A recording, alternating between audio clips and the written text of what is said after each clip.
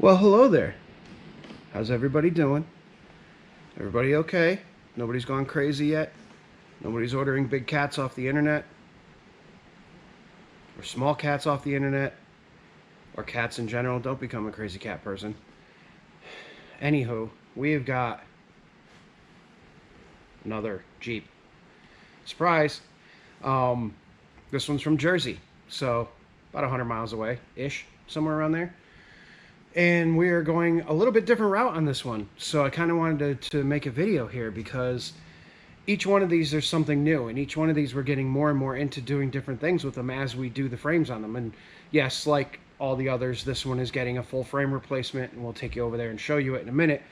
But what's different about this one is it's completely stock. There's no lift, there's no tires, wheels, nothing like that. And our customer wants to lift it tall enough so that he can put 33s on it, which we can get away with doing a 2.5-inch suspension lift, a 1-inch body lift, and he'll be able to fit 33s. He's not wheeling this thing, so all you guys that are like, oh my god, when it flexes, the 33s are going to hit if he doesn't do 3.5 inches of lift or more. I get it, but it's going to be basically a mall crawler, a beach cruiser, that kind of thing, so we get it all fixed up, and we're good. But what I wanted to bring you guys' attention to is that we are now a full-fledged rough country dealer. So Morfab Industries is proud to announce that we are a full-fledged rough country dealer.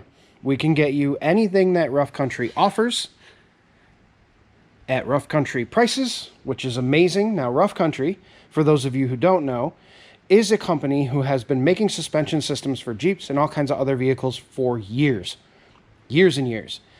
Their quality is great. Their prices, though, are amazing. As compared to a lot of the other stuff on the market, Rough Country has some of the best pricing that I've ever seen. And truth be told, I've been using Rough Country now for, I think I had my Jeep 15 years ago, and it had a Rough Country lift on it when I first bought it. I've had amazing luck with Rough Country stuff. And being that it is budget friendly, it's nice to be able to lift your vehicle for, you know, not $10,000. So yeah, we're going to be putting a full Rough Country setup on this. We're going to have the Rough Country 2.5-inch spring lift, so we're not putting spacers in, we're actually doing springs. We're doing the Rough Country shocks. We are also doing a Rough Country 1-inch body lift on this one, and it is going to make this thing look completely new, completely different. And then once our customer gets his wheels and tires for it, it's going to look amazing. So we'll have a fixed up frame, a rust-free body, low mileage, Jeep sitting up on 33s. It's going to look perfect with this Rough Country stuff. So let's get over to the Jeep. We'll show you how bad this one is. Alrighty, so typical Jeep stuff. Again, you know, frame issues. Frame issues. We got rusties. We got more rusties up here. Again here. Again here. Again here. That's the passenger side. We got a little bit of a hole right there. And then on the insides, looks like somebody tried at some point to throw some undercoating of some sort on it, but you know how that goes. It means we got to cut off undercoating. Then we got nice little issues here. And back here is where it gets fun. I probably could have made this video looking through the frame because, hey, look, over here, there's my hand. You can see directly through the frame, which is not necessarily a good thing. But yeah, it's pretty bad. Back here where the upper control arm mount is, this one is pretty rotten as well. But the upper spring pads look good on both sides. So this one is literally just an issue where the water didn't drain out of the frame. Because the rest of the truck, as you can see, the body looks good. Everything else looks good. Actually, the body looks really good. Torque boxes are still nice and solid. We got a little bit of rust starting around this body mount, but not too terrible. We can take care of that when we do the body lift.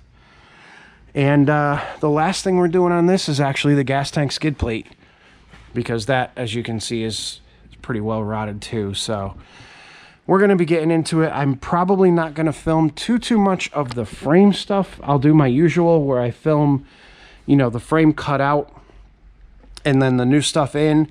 But we're going to focus a little bit more on doing the lift kit and the gas tank skid plate, because we haven't actually done that on the channel before. So we're going to get to it. Brightness, we'll see you in a bit.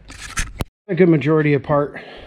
We got a good majority apart, and we started kind of getting some of the stuff out of the frame so we can plasma cut it without all that rust in there. But I wanted to take a second to show you guys. We got passenger side shock out. Driver's side shock doesn't want to hear about it, so we're gonna have to heat that up and get it out. We got the control arms off, but one thing I wanted to show you guys is how bad these things can truly get. So this is the lower control arm mount right here, and you can see that it is clearly not connected to anything anymore. And I can literally take my hand, and I don't know how well you'll be able to see that moving, but I can move the whole control arm mount by hand, which is not good in any way, shape, or form. Now you can see, as we started punching holes in it, how truly bad this one is. There's just chunks of metal coming right out of the frame. So pretty gnarly, but I think we're gonna be okay. It looks like everything up inside towards the top of the frame, which is what we need, from about here up is all we need, and we're good. But originally this gentleman only wanted to do one side because the other side didn't look so bad. Now, let me show you something. If I can find my hammer, which I don't know where it went, but I'll use a pry bar instead. So, from afar, it doesn't look horrific, but start doing that, and we now have the entire side of that frame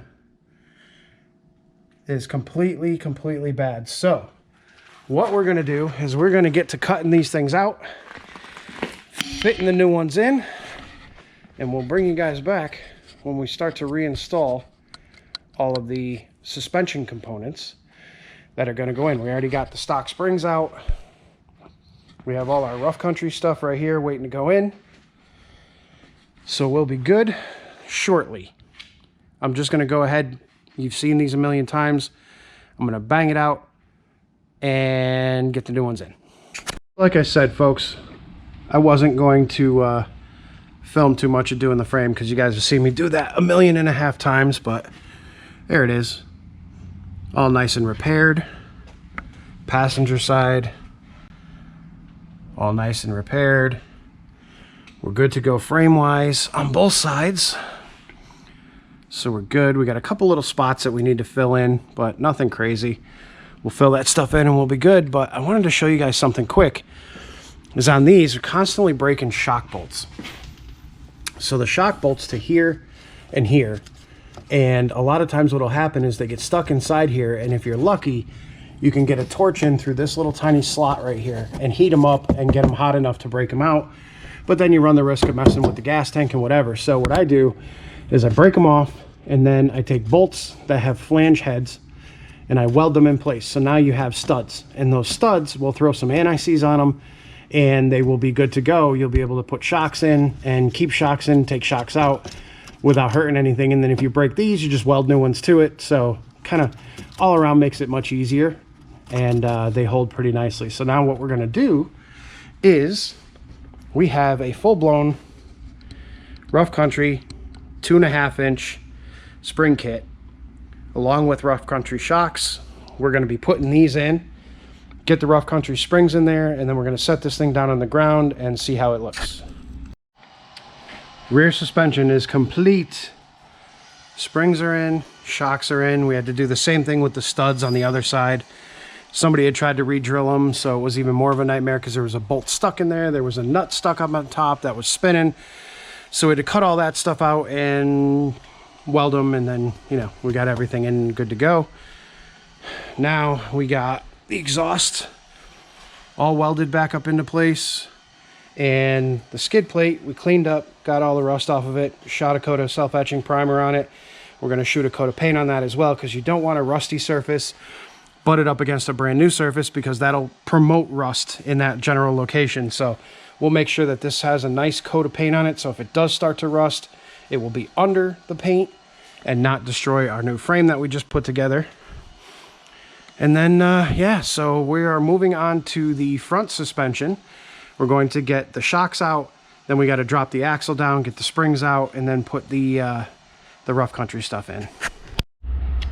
So it's been a couple of days, and I'm not sure where I left off, but front suspension is done. Again, I didn't really film a whole ton of this stuff because, quite simply, it's easy. You literally take your spring out, replace it with the new Rough Country spring, take your shock out, replace it with that shock, you know, remove your sway bar links so that you can drop this thing down. I took the top upper control arm mounts off. It allows the axle to swing down a little bit more, and you can get those springs back in there. Now, what we also did too is a nice little 1-inch body lift. Now, this is also a Rough Country product, and it is, again, same basic install.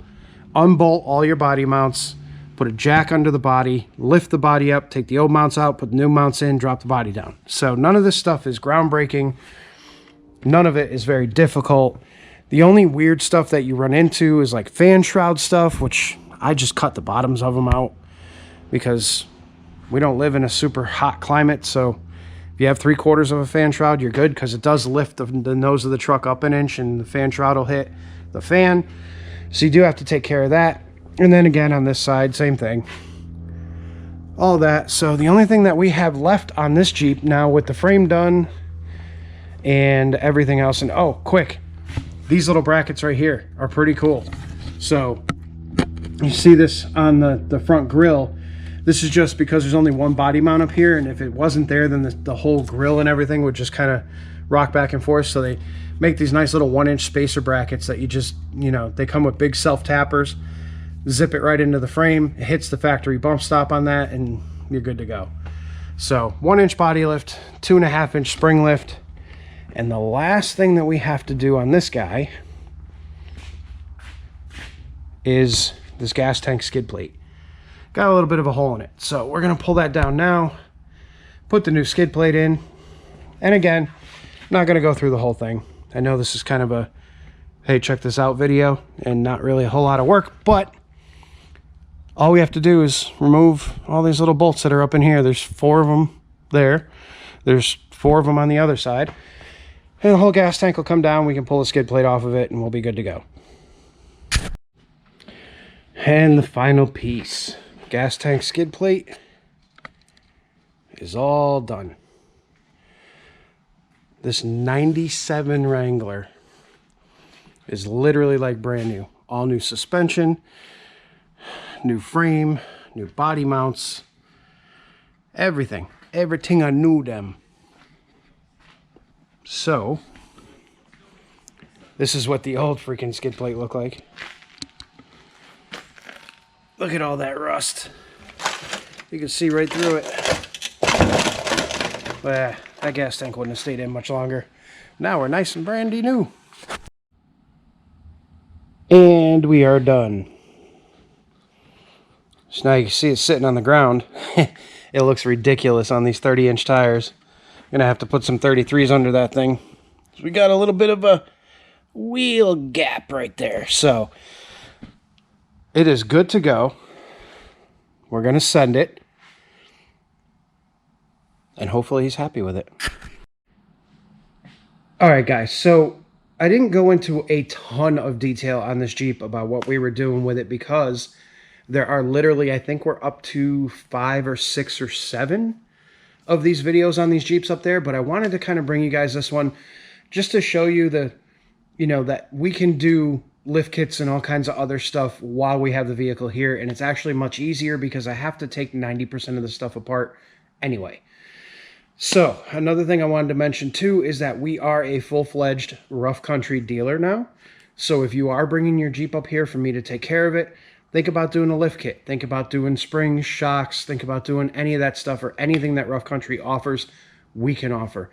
If you guys need something from Rough Country, please feel free to hit me up, email, DM, whatever. Call me, call the shop, and I can get that stuff ordered for you and sent out to you. So we are, like I said, a full rough country dealer, which is awesome. But we're going to end this one here. Hope you guys enjoyed it. Hopefully it's, you know, useful and helps you out. And we'll see you on the next Jeep video, which is already waiting out there. That one came in today from, or yesterday. That one came in yesterday from Pennsylvania. So we're getting them from all over the country now, which is kind of awesome. But enough of that. Have a good night, everybody.